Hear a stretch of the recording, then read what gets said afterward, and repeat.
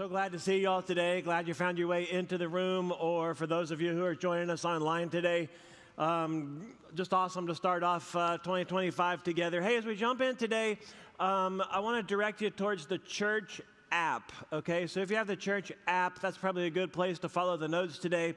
And then a number of the next steps that I'm going to talk about can be found in the app. If you don't have the app, the instructions are in the back of the seat in front of you if you want to get the app.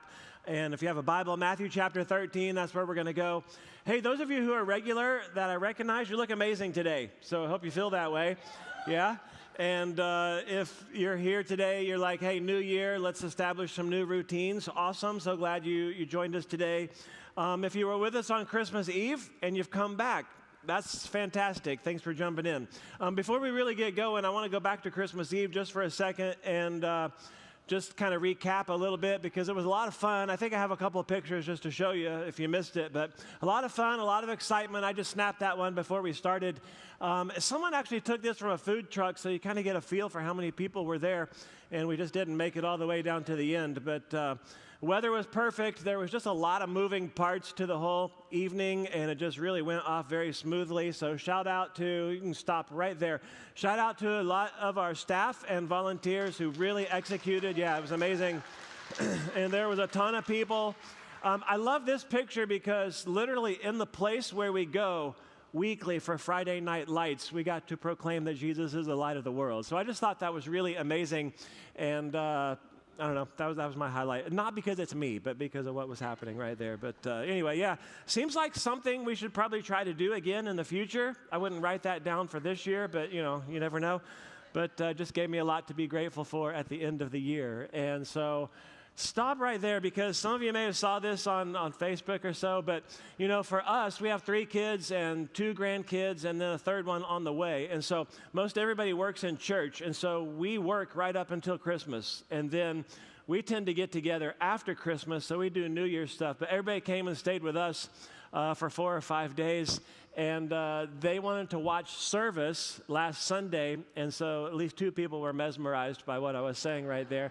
And then they would look back at me, and they were trying to compute all that. So there's a few other pictures in there as well. But we made donuts. My name's Pop. I bought him a book called Hop on Pop. You know, we made donuts and cookies and pizza, and we watched football. And my wife didn't know that was in there. Sorry about that, honey. Stop, because I did not force this on this kid. She requested it, all right? And so then the next day we got to take a picture together up here in my office, and she was pretty excited about it. But yeah, and then I think the last one is just us. So that's our people, that's our tribe, and I want you to kind of, you know, think about that. I'll refer back to that here in a few minutes, but it was just great. We watched some football, the Grinch, Trash Truck. If you're not watching that, get on board. Played at the park, some pickleball, built block towers, did all that stuff, and then I was like, I think I've settled into my role as grandfather, as Pop, because the rest of the time I just walked around and turned off lights. Anybody else? I like, who left this here? And I guess I need to turn this light off. But we're back, rested, rejuvenated. I don't know about any of y'all. I was ready to leave 2024 behind. Anybody else? It sucked so bad, and I'm so excited and optimistic about 2025. And just so you know, if this is the only service you ever come to, it has been packed in here all morning. And there's just like a spirit of excitement, and people are anticipating like a whole new year. And so as a church, we always take the first of every year to kind of hit reset and to launch ourselves into a new year with what makes us as a church us. And those of you who are regular, you've probably heard what I'm about ready to say many times. You could come up here and probably do like a 2-minute presentation and explain it to people if you want to. But if you're a guest, I want to give you a little bit of an idea of what kind of place we are, because I think God has a very unique mission for us as a church. You can read this in the lobby if you want to. It's just something we've been saying for a while, that we believe that as a church, we're on a mission to lead specifically disconnected people, so disconnected from life-giving relationships, from church, from Jesus, and people who are unfulfilled in meaning and purpose and significance. And then together, can we just kind of like come together and grow in full devotion to Jesus, or what he called experiencing the full life in Jesus. And that's kind of the mission that we're on. We've talked about it many times over the years, and that's not exactly what this is about, but it's important to know because we have a really clear mission there's a strategy to actually achieve it, okay? And the strategy has three primary values that we say this way, and you'll find these over on the wall in our cafe. You'll find them on a sign somewhere or written on a piece of paper. But more than just like words that we have, they're really the values that actually drive everything that we do as a church. And those values are focused on the things that we're for. We say that first and foremost, we are for Jesus, right? That's number one. And then we say that we're for each other. And that means the people in this room, the people who have been in the 2 services before you, I would include all the people in our community who are followers of Jesus. We're for the people in the family of God. And then third, last, we say that we're for Camden. And what we want to do in the next 3 weeks is to really challenge ourselves to say that if we all took the next step to actually grow in these areas, not only would we see that mission actually be accomplished, but I believe that you would actually grow into be the person that I think that you want to become and the person that God actually has for you to become. And I want to wrap the series kind of loosely in this idea of MetaFOR. Now, everybody else said, that's stupid, don't do that. And I said, we're doing it, okay? So, MetaFOR, and I really just want to use an image or a word picture or some idea like that each week to better understand our values. You know, Jesus was the master at this, by the way. We just saw it. Hey, I'm the light of the world. It's a metaphor. He did this all the time. So we're going to let Jesus control today's metaphor as we talk about growing in our love for Jesus. Next week, I got a great one I came across many months ago. I want to roll out on being for each other. But let's talk with growing in our. Let's start with growing in our love for Jesus. I want to say this at the beginning. It is our highest value. Right? Jesus is our highest value in our church. And I carry a title, and other people have titles as lead whatever, but Jesus really is the leader of our church, okay? And so we're captivated by Jesus. We want to know him. We want to come to rely on and follow his words and his ways. And the image I want us to look at today is this image of a treasure. Okay, this idea that there's something of value, and then there's a quest or there is a pursuit in order to actually grab a hold of it. So maybe you've had a moment like this. Some of us had a moment recently or maybe in the past you can think of where you're like, you know, I didn't know I actually needed this thing, and then you had to have it, right? And you're like, how did I ever actually live without it? Maybe you got an idea. You got a gift for Christmas, or you're on the other end of it going, okay, I don't exactly really know what's going to happen, how I'm going to find this thing here, but I know what I need, and I'm looking for it. And you looked and you looked and you searched and you put messages out on social media, and because you didn't give up, you eventually came across what it was you were looking for. And when we talk about being for Jesus today, I want to give this idea of treasure. There's something of value, and then there is a quest in order to have it. So if you're new to Bible study, 4 people write about the life of Jesus: Matthew, Mark, Luke, John. Matthew, where we're going to read, Matthew chapter 13, records a lot of different parables that Jesus told. And I just want to look at 2 very short stories today. And this is Matthew 13, starting in verse 44. This is Jesus speaking. He starts off saying, the kingdom of heaven. Now, both stories actually start this way, and I think we have to hit pause here just for a minute. Jesus actually tells 6 stories in this chapter, and they all begin exactly the same way. And it's his way of saying, hey, if you listen to this, what I'm about to tell you, you'll learn something about the kingdom of heaven. Or he will sometimes use the phrase the kingdom of God, and he's talking about the same thing.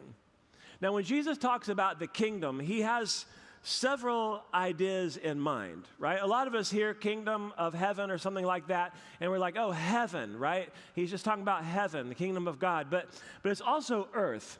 And so it can be a little confusing, so let's just say it this way. The kingdom is anywhere that God is king. And that would include the heart of any person who is devoted to actually following him. And you enter into the kingdom at salvation. And then you continue to live in the kingdom in an entirely counter-cultural kind of way. And that's so important because of where we're going to go later in the year. And we'll come back to that in a minute. But the kingdom is here now.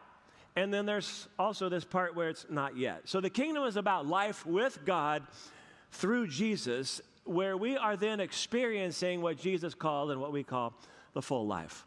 So the kingdom of heaven, he says, is like treasure hidden in a field. And when a man found it, he hid it again. And then in his joy, he went and sold all he had and bought that field. So you kind of picture this guy, okay, who's out working in a field. He's just plowing along, trying to get his 8 hours in, and then he hits something. And he didn't actually see anything coming, right? Because whatever it was he just hit was actually buried beneath the surface. Someone hit a power line, right? Someone knocked your cable out. That's what we're talking about. He didn't know it was there. He just hit it, and so he digs a little bit. Surprise, surprise, surprise. It's a steel briefcase full of cash. Okay, that's what we're talking about here.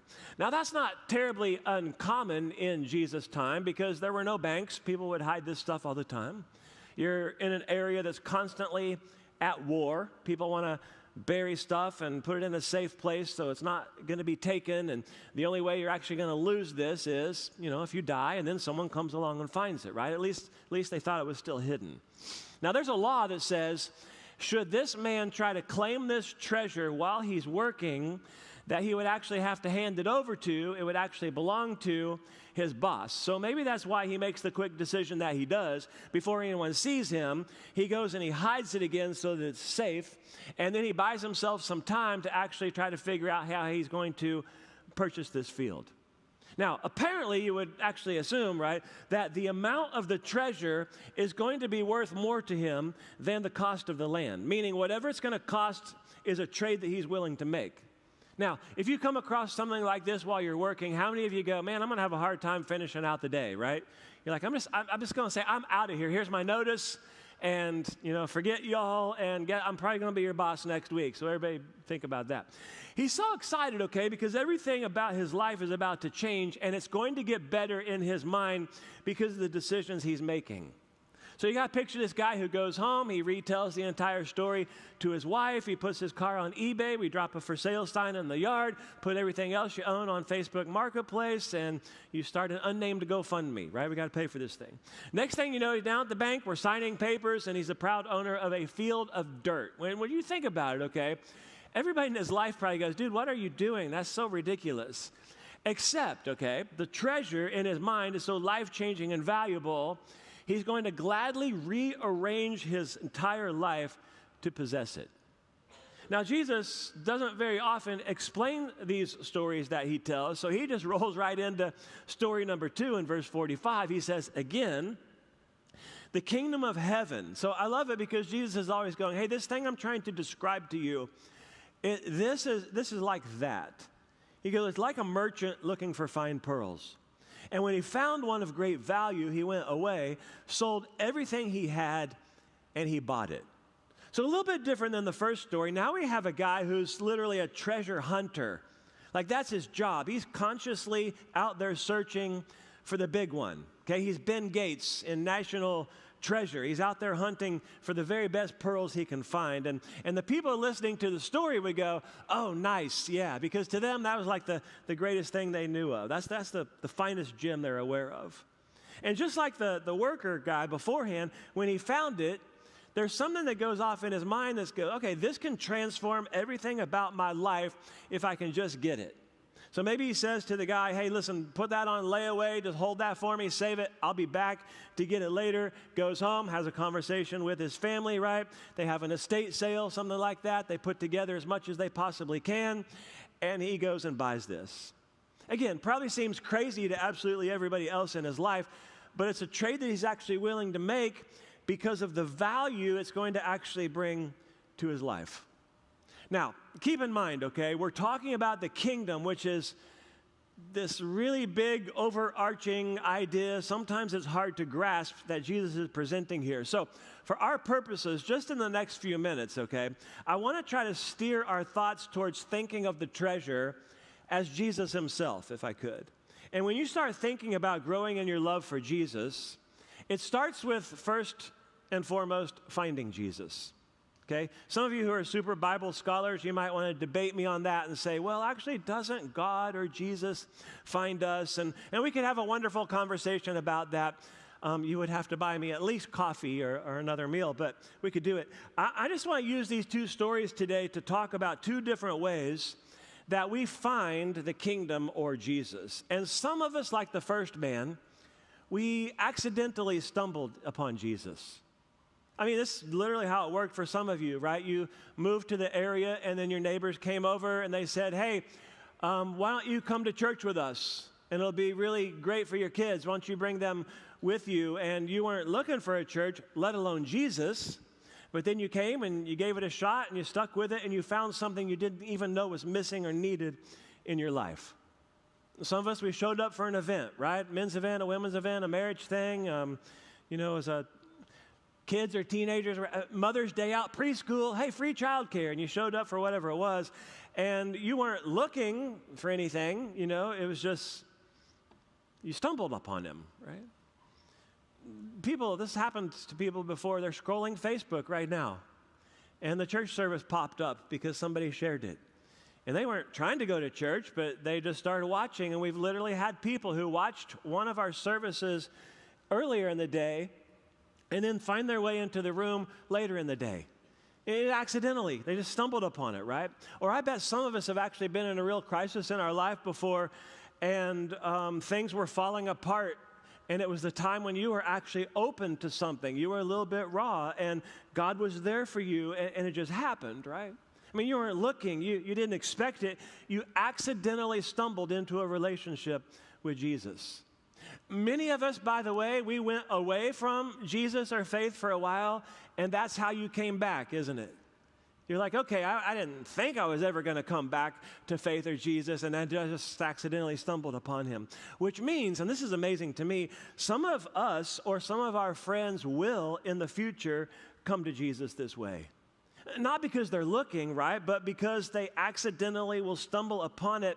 And then, don't miss this part, then when we found him, we couldn't actually resist the good fortune, right? We willingly gave control of our lives over to his leadership and to his rule in our life. Because the life, okay, according to the story, the life that we found was better than the life we currently had. So first guy accidentally stumbles. Second guy does it differently. It's an intentional search. Okay, he intentionally searches. Now, how many of you have shopped for a car recently? Anybody done this? We just did this 2 years ago, and I thought we were set. And then this summer, early July, we had a lot of storms. My wife calls me one day, and she goes, hey, a tree has fallen on the car, and I can't drive home. And so it was actually worse than that. Now we're looking for a new car, right? So this summer. The way I do that is I ask everybody I know, hey, do you know of anything? You got a car? Can you point me in a good direction? What would you recommend? What Chris does is she'll get on websites and she'll look around, okay? And she'll actually set them side by side and compare. She'll sign up for email alerts when something's moving that she's actually really interested in, right? And then you go to place after place after place, and you walk around lot after lot. You read sticker after sticker. You sit in the driver's seat. We got to figure out how much legroom does each one of these vehicles have. And you spend hours test driving and having mechanics actually look under the hood and tell you what they think. And then the day comes. You're like, okay, we finally, after a long process, we found the one that we're looking for. Some of you look for a spouse this way, right? And you got on Match or Bumble or Christian Mingle. Is Christian Mingle still a thing? I've asked that all morning, and nobody's willing to admit that they're on Christian Mingle. All right. In a similar way, this is how a lot of us actually came to Jesus, right? You had questions, and you wondered about some stuff, and you tested it, and you researched, and you studied, and maybe you didn't know exactly what you were looking for, but you even maybe went down some wrong roads, but you stayed with it because you're like, okay, I know it's there somewhere. And many of us found life in Jesus because we were consciously searching for it. I can't tell you how many people I've talked to, maybe in here after a service or out there in the lobby or at an event that we've done, and they'll say, listen, this is exactly what we've been looking for. I mean, some of you, again, you went away from church, or you drifted a little bit in your relationship with Jesus, and maybe you grew up that way, and you were even baptized maybe as a kid, and then college came, and, family and kids, and you're like, I'm never going back to that. But then you're like, I wonder if there's something to that. And so you consciously searched and investigated, right? It was intentional. It means that some of us, and maybe we're not there yet, right? But you are wondering right now, and you're asking questions, you're investigating, you're searching. And I like to think that people come here and you're able to kind of go at your own pace, and it's a safe place to actually process. But when you finally do actually submit to the King and the kingdom, it will be because you've been pursuing it for a while now. So when it comes to finding Jesus, okay, there's accidental and then there's intentional. So if the first step is find Jesus, then the next step is to follow Jesus. Okay, how do I grow in my love for Jesus? Now listen, some of you are going, listen, we didn't meet last Sunday. You've had 2 weeks. This is what you've come up with today? We're going to find Jesus and follow Jesus? And yes, it is. Because when we get to the end of today, the burden of responsibility is not on me, it's going to be on you. Because you can sit here and listen and go, okay, I don't really get anything out of that, and miss the fact that there's a next step for you to take today, and if you don't take it, that's not going to be my fault, okay? It's going to be because you didn't put in the hard work. So can we just agree that there's a difference between simple and shallow? Do we understand that? This is very, very simple today, but by no means is it shallow. Like, there's a lot of hard work to do here. So we find Jesus, and step 2 is we follow Jesus. And following Jesus always indicates movement. Now, I need you to give me 20 seconds because this is where everything hinges right here, is that the tension moment of the story is what happens after each person finds the treasure. See, whether that treasure has been hidden or whether that treasure has been hunted, when it is found, each person makes their next decision based on their values. They've got to do something to actually possess it. Yesterday, Chris and I celebrated our 33rd anniversary, okay? And so, a lot of things have to go right for you. One of them is to get married very, very young, okay? But anyway, 35 years ago, we accidentally stumbled into each other. That's literally how it happened. And then you go, you know what? I think I'm into you, and your friends say that you're kind of into me, so I don't know, let's see what happens. But listen, it's a great thing to actually meet that person. But if nobody says to the other person, hey, why don't we go on a date?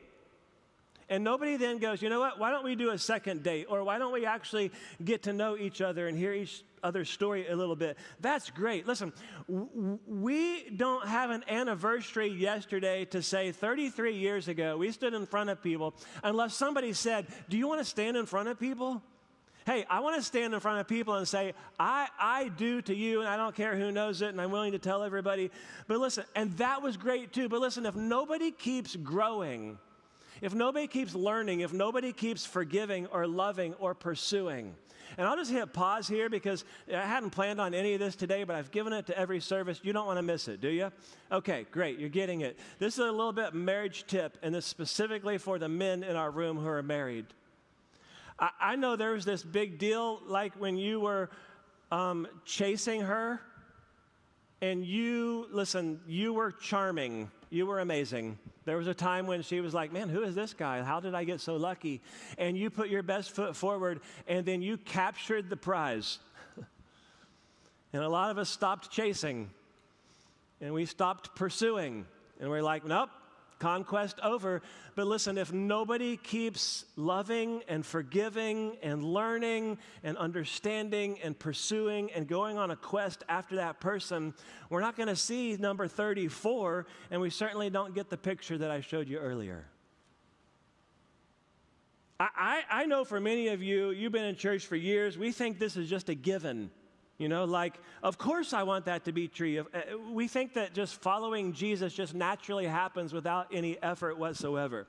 Jesus tells these stories about the kingdom of God to highlight the fact that the people who found it were forced then to make a decision on whether or not it was worth possessing.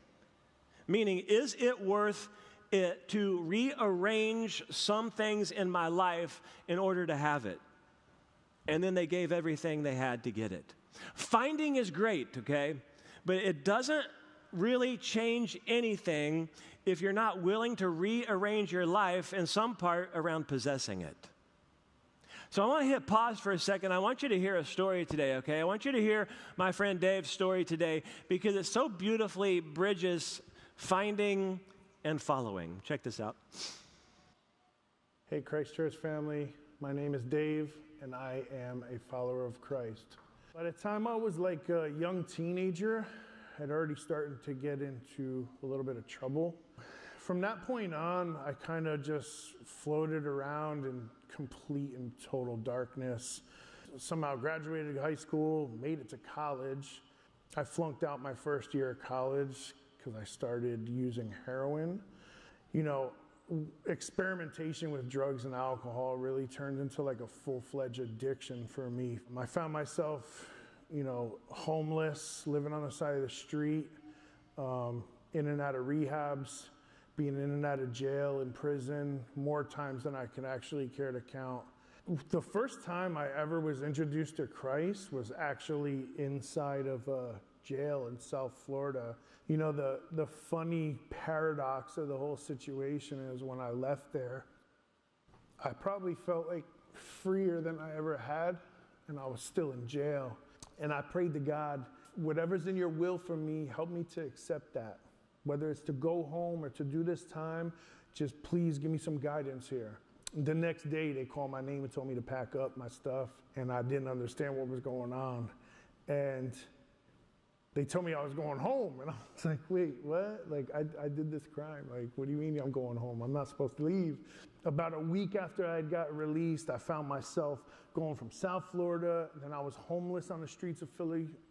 And then I went, a week after that, I was in the ICU in Montana. I woke up in the hospital. I ended up getting in trouble again, but this time I got in trouble and I was on a run from the law, and my wife, who was not my girlfriend at that time, she had texted me and said that she was pregnant. I went and turned myself in on that charge, and I ended up going to prison for almost a couple years. My son was born while I was incarcerated. Started reading my Bible again and praying and just getting around people who were really just sharing that faith, you know, and being empowered only the way God could do it to you, you know. I ended up coming home, and that was like 12 and a half years ago, and I never picked up another drug to this day again. Never took another sip of alcohol. One of the people that I was close to was my younger brother, Mike. He was 6 years younger than me. He did drugs like me growing up. My brother had fallen into a bit of depression. I had taken him right before Thanksgiving at the end of 2022 to the psychiatric unit in Jacksonville. A couple weeks later, I had picked him up, and he seemed like he was a little better. I had asked him, you know, how his time was, and he told me everything was okay. He stopped answering me, so I thought it was really weird, and I ended up a couple days later going to his apartment, and that's where I found him, overdosed from fentanyl in his apartment, in his living room. And that was probably like easily the roughest thing I think I ever been through. Like a month after that happened, my son had told my wife that he wanted to start going to church. Being here was like the place where I just really was able to establish this deeper connection with Christ than I ever had before. I'm a pretty shy person, but I kind of went outside my shell and started joining groups, men's groups, Rooted, Mission Living. And like, before you know it, like I started to become excited to meet new people and to be around people. I was able to watch the same kid who really led me here get baptized. You know, I think it was probably the most powerful thing I've ever seen in my entire life. I think the most important part of everything that I learned, you know, while I've been here so far, and like through just my strengthening my relationship with Christ, is that I'm really on a mission, like to share this with other people. That's the most important part. You know, I'm just forever grateful to be part of this community, and also to just have a purpose in my life now and not feel like I'm living in complete darkness and walking around with no direction. Thank you for letting me tell my story.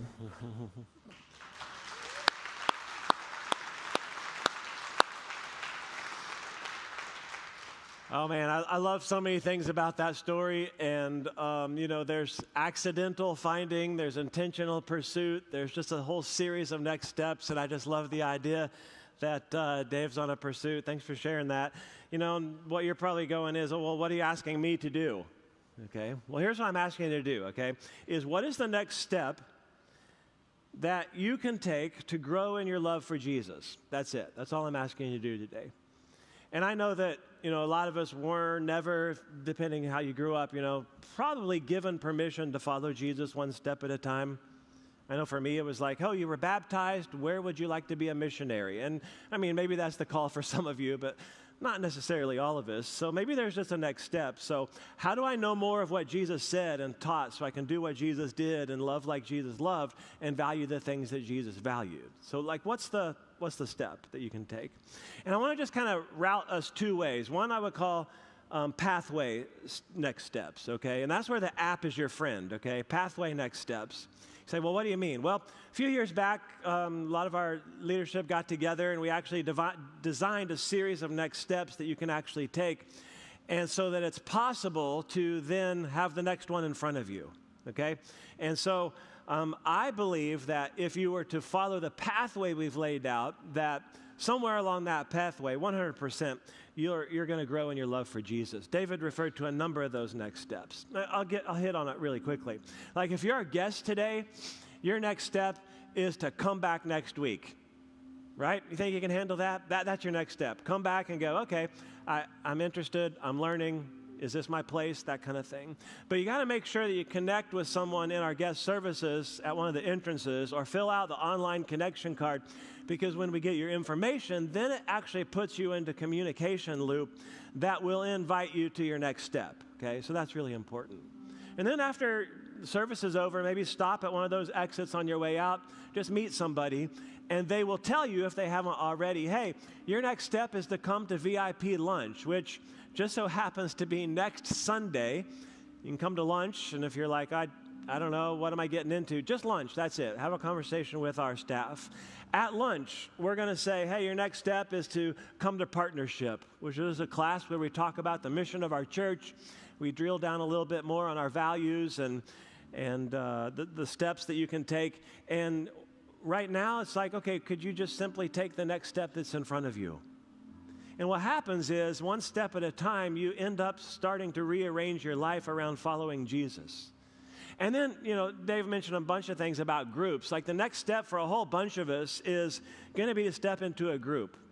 All of our groups are launching on January the 26th. I think it's open registration right now. But all of them are starting on January 26th. Let me give you a real quick rundown. He mentioned Rooted, okay? That's the picture of him at the end where he held up a sign. Rooted is, you do individual readings. You meet with a group of people to discuss what you're reading. You have some large group experiences that you do together.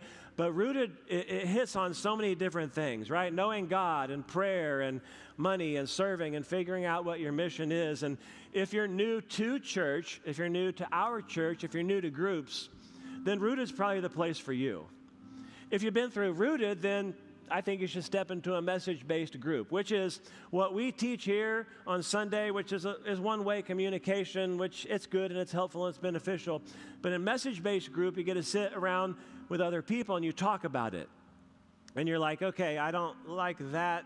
He's not very good at that. But this was great. And then together you figure out the next step that you're going to take based on the message. And the power of the message-based group is that instead of overwhelming you with a ton of new information all week long, I personally believe that you can grow more by drilling down on fewer things.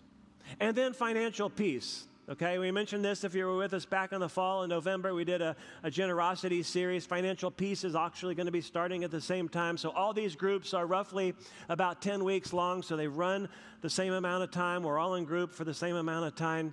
And I just point out some of that stuff because if you're like, I don't know what to do. Listen, there's a planned pathway, a series of next steps that if you just take the next one that's in front of you, it will keep you moving, okay, and it will point you towards growing in your love for Jesus. What I want to end on today, though, is I want to talk about personal next steps. Okay, there's pathway ones, that's designed, I think everybody should do it, but there's personal next steps. And this is all play, okay? And so when we had all of our family here, someone left me with a cold. That was their gift. Thanks for having us here.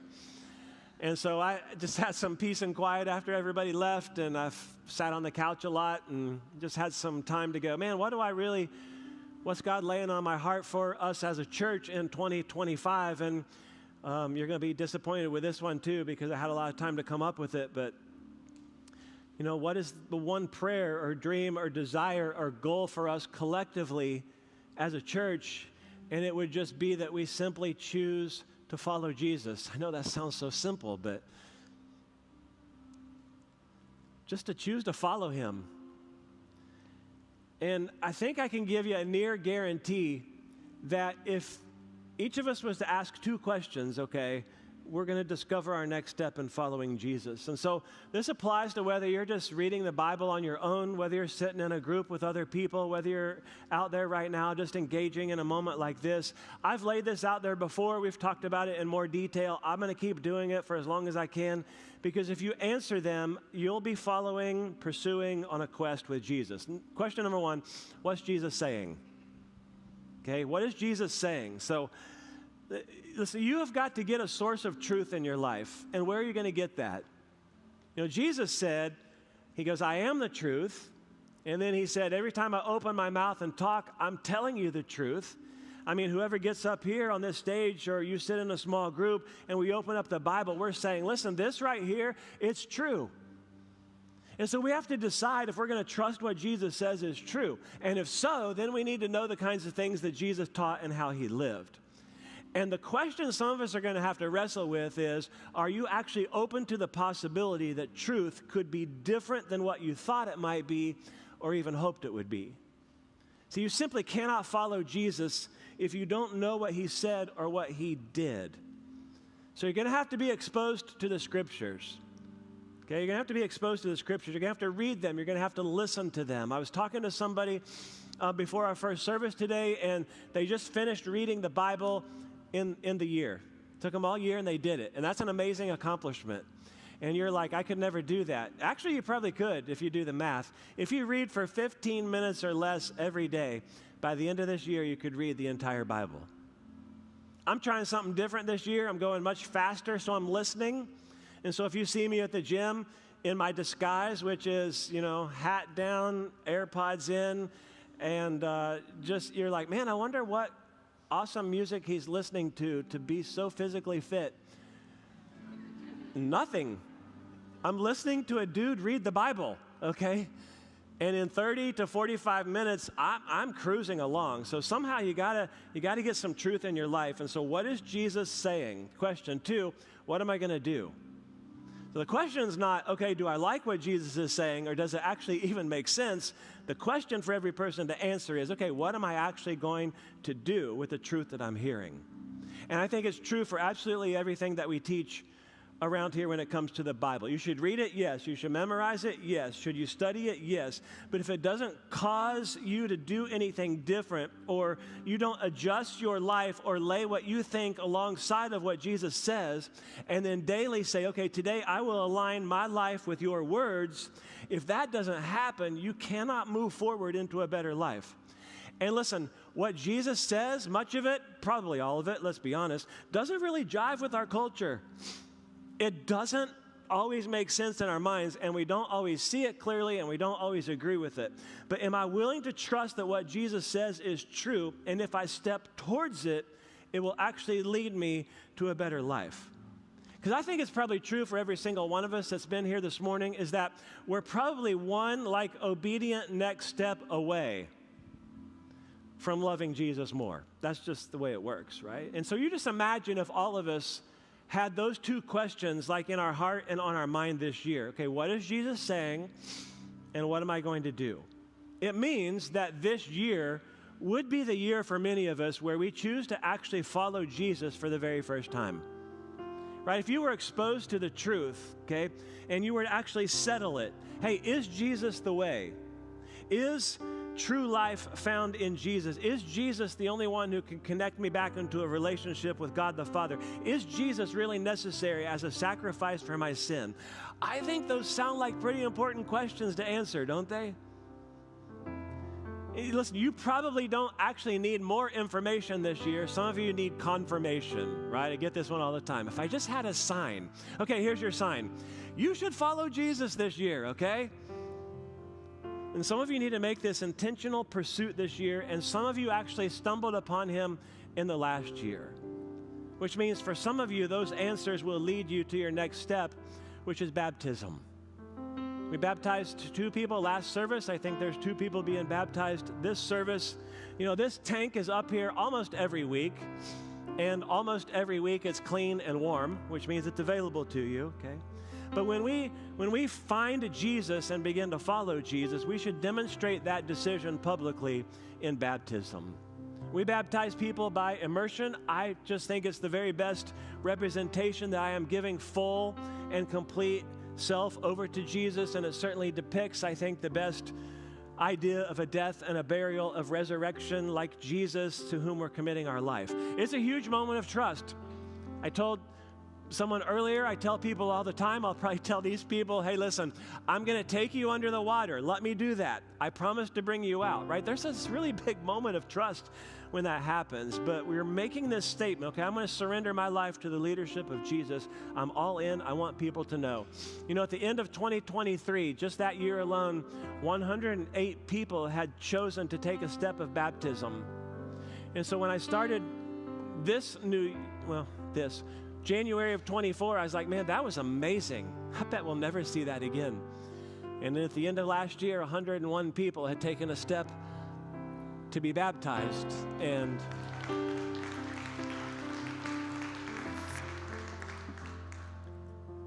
so for a lot of us, the answers to those 2 questions will lead us into generosity, right? Financial giving, even tithing. And it's not just going to be something that people do who have extra to give, right? I'm going to respond to the truth that God says, honor me with the first and the best. I'm going to put my money where my mouth is. I'm going to grow in my trust in Jesus. Now, there's going to be a whole lot of opportunity this year in just what we're teaching. I want to give you a couple of highlights because you need to be prepared. But when we get done with this series and we start in launch groups and you're in a message-based group, we're going to do a series on the kingdom of God, what we've just kind of lightly touched on, right? God's people and God's place, living under God's rule and blessing. Because I think we have to answer some questions. I mean, listen, I ain't gonna lie. I coincided it to go right after the inauguration because we're about to have a new leader. But he's not a new king, okay? There's a king of a kingdom that we belong to.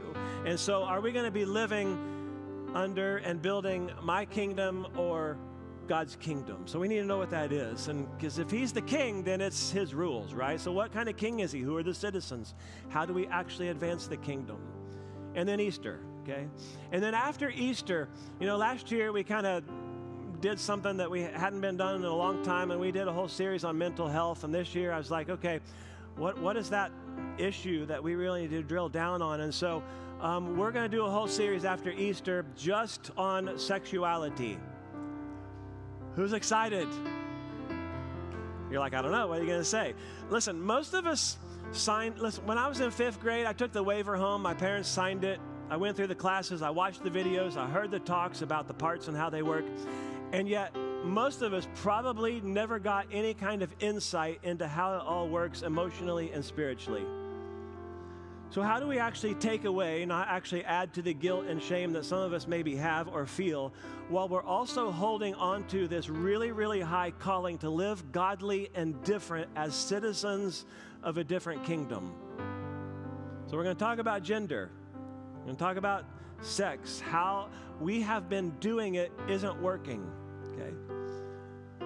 So let's have a vision for the people that we want to be, right? And how do we not actually lead another person to become somebody they don't want to be? How do the followers of Jesus do it differently, okay? Are we excited about that? Because listen, if you're not excited about it for you, could you at least get excited about it for your kids? Because it's just not working what's happening. So what is Jesus saying By the way, let me just go back and say this. I'm going to choose to do that and say the things that I think I need to say. And I am pulling on the 6+ years of little bit of trust I've earned with some of you that I'm not going to steer you wrong. Can we agree to that? And at the end of it, if you go, I don't like that, you're still going to go, but I trust him, okay? Can we do that? We're doing it, okay? So what is Jesus saying? What am I going to do? It might be your money, your time, your talents, your relationships, parenting, marriage, work, decisions. How can I better demonstrate that my life is committed to the kingdom of God and to Jesus? Because listen, when you find and then you follow Jesus, it's going to feel like, for many of us, that we are rearranging our life. So do I want that? And if so, just take the next step that's in front of you. And this quest, okay, to grow in our love for Jesus is the sum total of a lot of years of taking the next steps, right? It's made of days that turn into weeks and followed by months and then years.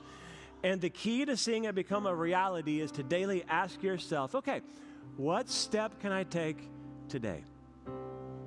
So as Matt sings this last song, I think some of you should respond just maybe in a moment of prayer. You might want to join him and sing. It's hard to sound bad when Matt's singing, okay, because he's going to kill this one. I think if you're a follower of Jesus, you should take communion in the back of the seat in front of you. Some people are going to be baptized. And if you came today and you're like, you know what, I knew that's what I should be doing. I should be baptized today. We can do that. Just head to the back corner and we'll do it. God, today we say thank you that you have preserved for us what is right and true in your word.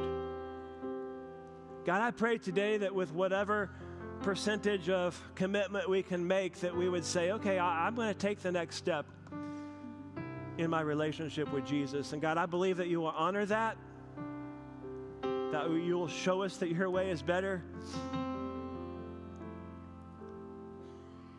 So God, this morning as we just maybe just kind of solidify in our hearts and our minds a commitment to what's true and a commitment to act on that truth, God, that you would just lead us to the thing that you have planned for us in this season that will allow us to experience this full life that you offer us. And we thank you for Jesus, and we're going to pray these things in his name today. Amen.